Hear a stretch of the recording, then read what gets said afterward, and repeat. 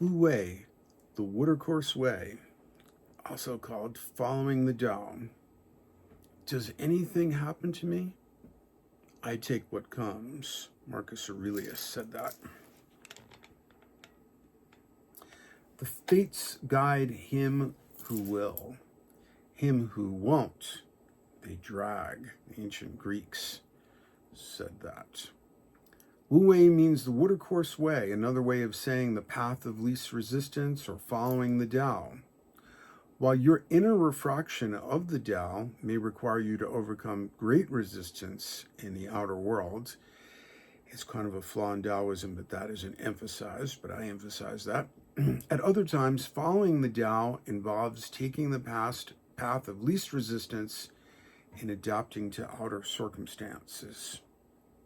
The way Taoism is presented almost everywhere gives a false impression that following the Tao means passively adapting to the vicissitudes of the outer world. But the aspect of the Tao that is most important to follow is your inner refraction of it, which can appear as what Aleister Crowley called your true will. This means following your intrinsic life mission, recognized by your deepest enthusiasms and intuitions.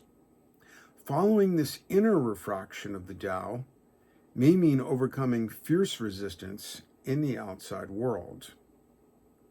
You can tell when the ego is trying to lead rather than the true will, when there are annoying thought tape loops in the foreground of consciousness. But what if I do this? But what if this happens? But what if that happens? The ego-led mind keeps darting back and forth like an overheated ping pong match. When the ego and mind work together without the leadership of global intuition, you'll feel a sense of restless strain and anxious effort. Another way to tell when the ego is leading is when you're caught up in any of the following gerunds, and it's a pretty intimidating list.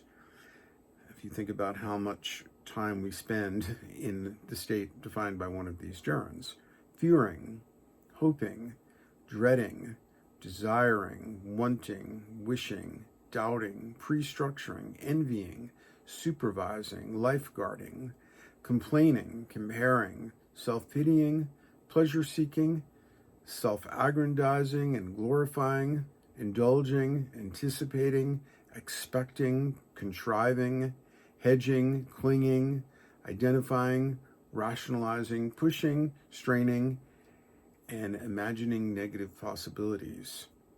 Now, some of these, like fearing, could be in a totally appropriate reaction. So it's the definitions are not perfect, but most of the time we're in one of those gerund states. It's the ego trying to resist the unfolding of the Tao.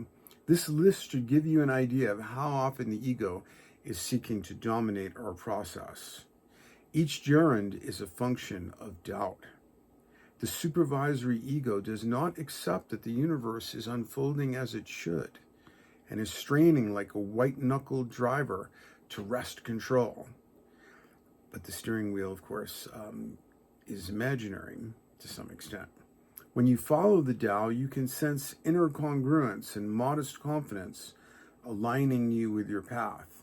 You still have difficulties, but you know from the depths of your being that you are on the path. The ego pushes for progress and wants to clear up ambiguous and ambivalent situations by making some permanent decisive choice. The way of Tao is to accept that you are in a state of ambiguity and ambivalence, and, when possible, to wait in non-action until things become clear before going forward. When you are attuned to the Tao, oracles tend to be descriptive of what you already know and are doing. When you're out of tune, they tend to be more proscriptive and to compensate for what is distorted in your awareness and actions. Proscriptive or prescriptive, I'm not sure which word is better. Consider this an auspicious time to attune to the Tao.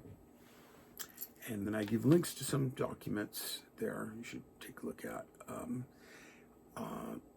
that will give you, that will expand this philosophy. Best wishes for your following the way of Tao.